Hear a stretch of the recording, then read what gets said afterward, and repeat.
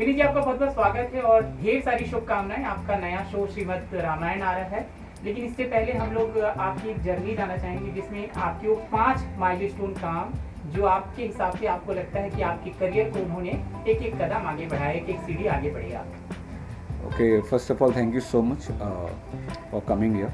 अच्छा, मेरा जो सबसे पहला मेरा टेलीविज़न डेब्यू था वही एक बहुत बड़ा मेरे लाइफ में करियर ब्रेक था।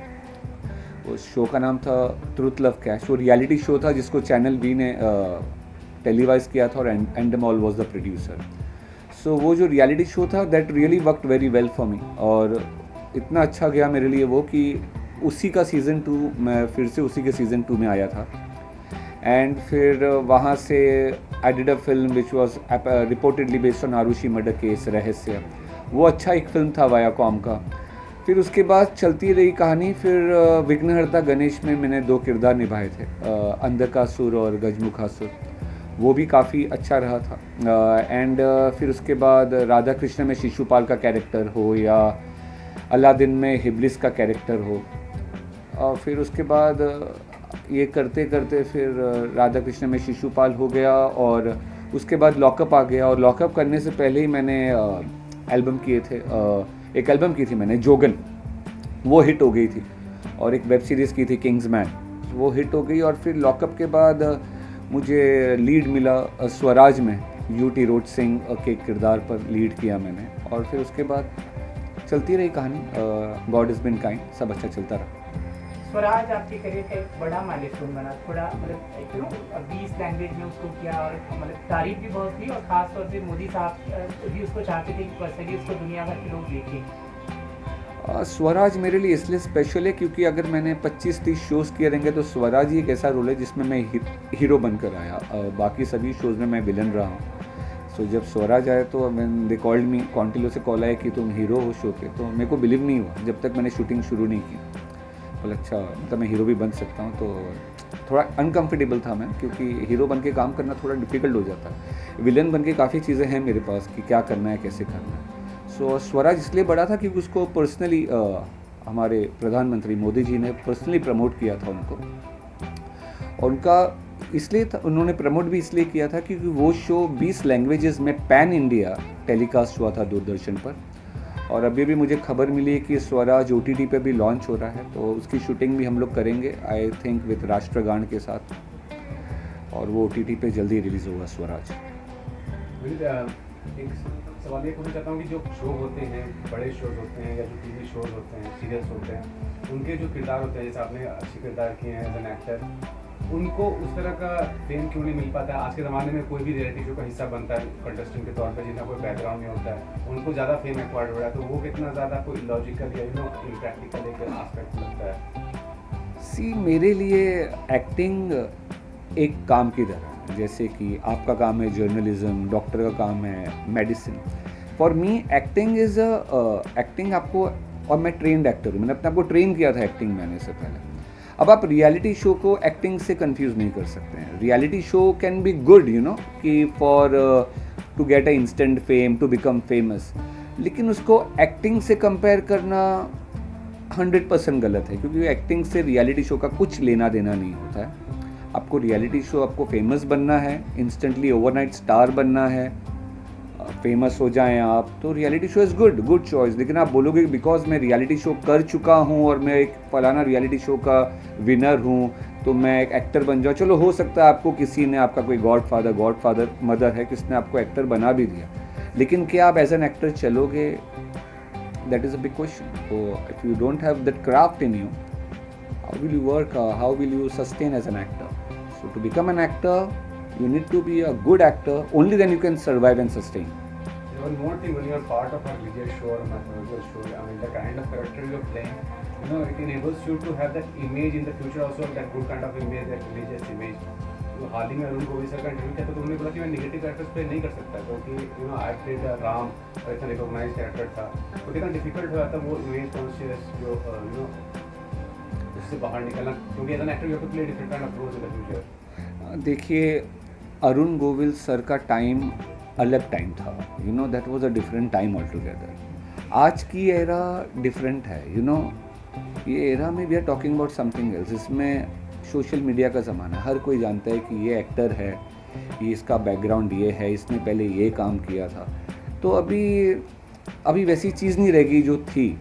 अभी अरुण गोविल सर की बात अलग इसलिए मैं बोलूँगा क्योंकि उस टाइम पर तो उनको राम का स्वरूप, श्री राम का स्वरूप ही माना जाता था।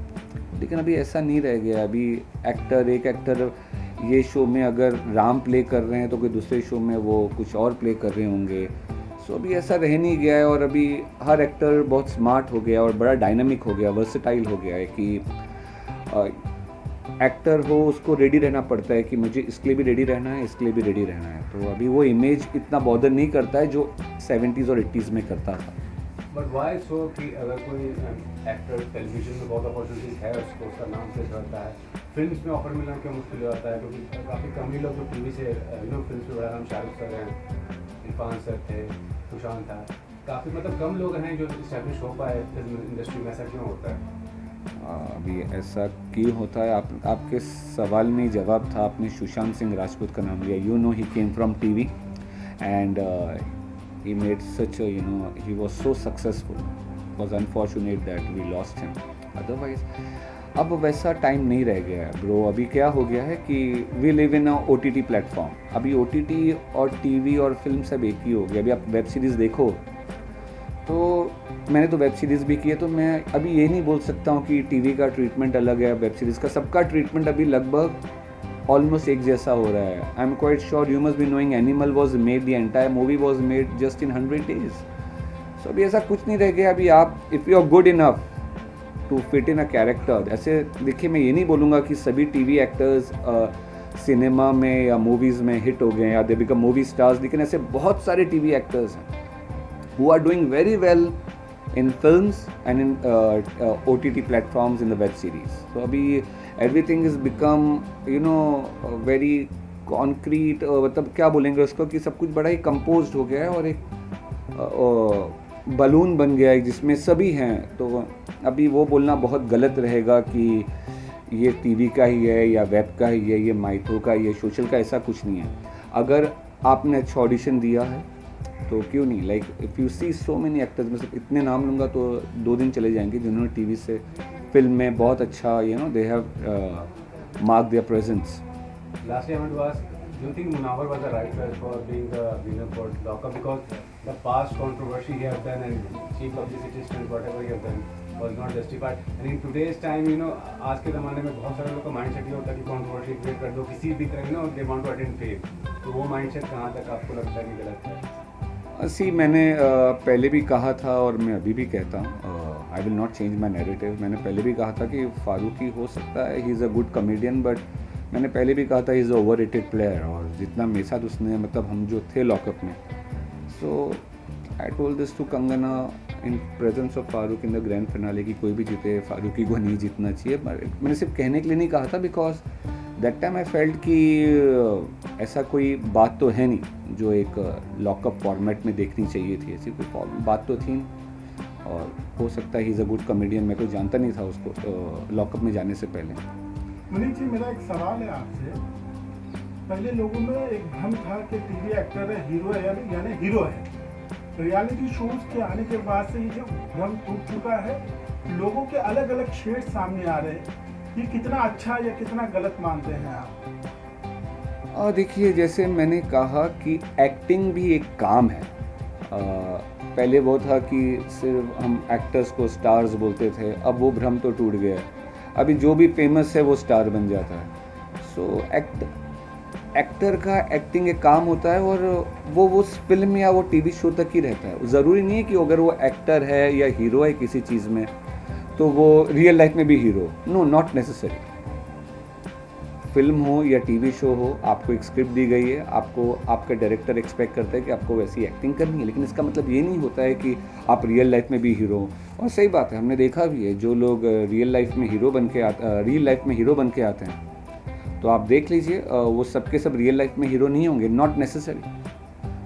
मैं नाम किसी का नहीं लूँगा, लेकिन असलियत तो आप जानते हैं कि जो ऐसे हीरो बनते हैं वो रियल लाइफ में कितना हीरो होते हैं। तो I wanted to say about Srimad Bhagavath, religious, larger than life shows. How about this part of it? Okay अगर मैं श्रीमद् रामायण की बात करूं, so trust me it is a big thing which is going to come on TV on 1st Jan 9 PM on Sony TV. Trust me, it's a magnum opus. वो आज से पहले ऐसा रामायण आपने नहीं देखा होगा. इस रामायण में ऐसी बहुत सारी कहानियाँ हैं, ऐसे बहुत सारे किस्से हैं जो आज से पहले दर्शाए नहीं गए थे टीवी पर. और जैसे कि मैं अपने कैरेक्टर का अगर बात करूं, तो जो कैरेक्टर मैं प्ले कर रहा हूं, आज से पहले आपने उस कैरेक्टर को टीवी पर नहीं देखा होगा. तो मैं प्ले कर रहा हूं सामरासुर, और ट्रस्ट मी, मैं शो ओपन करूंगा as the first villain of the show on 1st Jan. और इस श्रीमद् रामायण की बात इसलिए बहुत ज़्यादा बड़ी हो जाती है, इसलिए मैं सिर्फ इसलिए नहीं कह रहा हूँ क्योंकि इसका हिस्सा मैं हूँ. वो शो प्रोड्यूस कर रहे हैं स्वास्तिक प्रोडक्शन, जिनका माइथू में हाथ बहुत अच्छा है, और जो हिसाब से सोनी टीवी उसको प्रमोट कर रही है, और जो हिसाब से उसकी रिसर्च टीम है, और जैसे मैंने कहा कि ऐसी बहुत सारी अनसुनी कहानियाँ जिसको दर्शाया नहीं गया है, वो सब आपको श्रीमद् रामायण में देखने मिलेगा.